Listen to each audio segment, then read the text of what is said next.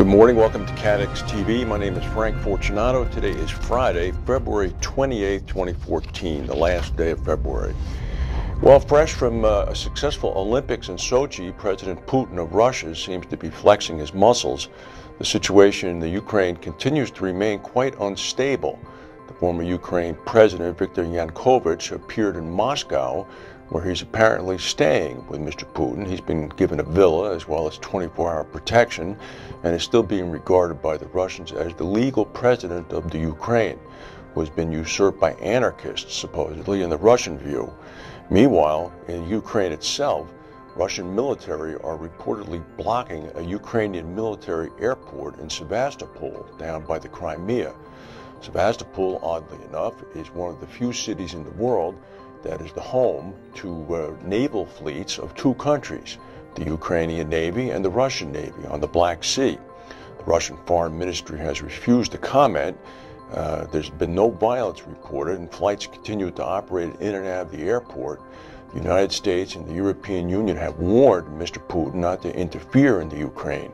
Meanwhile, several scant miles away from the Ukrainian border, the Russians are mounting significant military exercises, with Russian fighter jets skirting the Ukrainian border.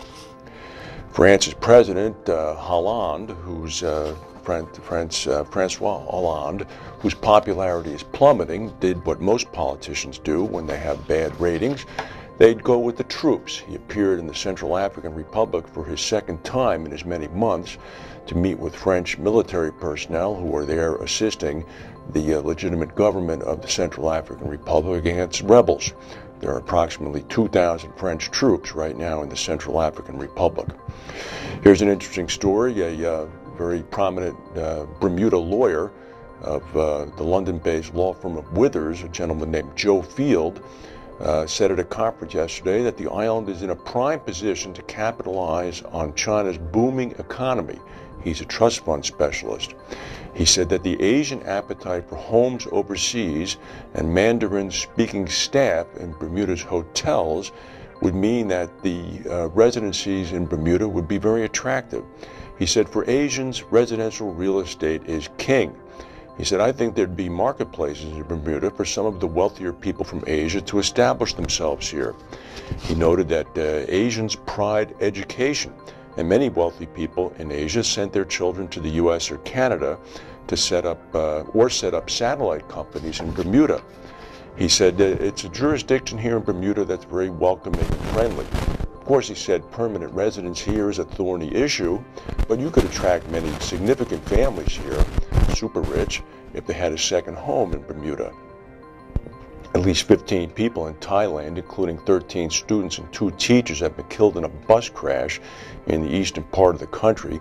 The bus lost control this morning, slammed into a truck. It was on a downhill road. The students were ranging in ages from 10 to 15. Thailand's roads are among the most dangerous roads in the world. The United States here today, even though a week from the day after tomorrow, the clocks spring ahead on March 8th, and this is the last day in February, and the first spring training baseball games occurred yesterday. Despite all that, there is a huge storm named Titan, which is making its way across the United States as we speak. Here in New Jersey, the temperature was 2 degrees Fahrenheit this morning. Beginning on Sunday night, it's going to snow. It's going to continue to snow until Monday night. Expectations are now that the New York area could receive as much as a foot of snow on Monday. This winter seemingly will never end, and it's doing nothing to help insurance claim costs. That's the news for today. Have a good weekend. If we have any breaking news, we'll come back and tell you. If not, we will be doing the news from London on Monday, assuming the snow allows us to get out, and we'll talk to you then. Thank you for watching.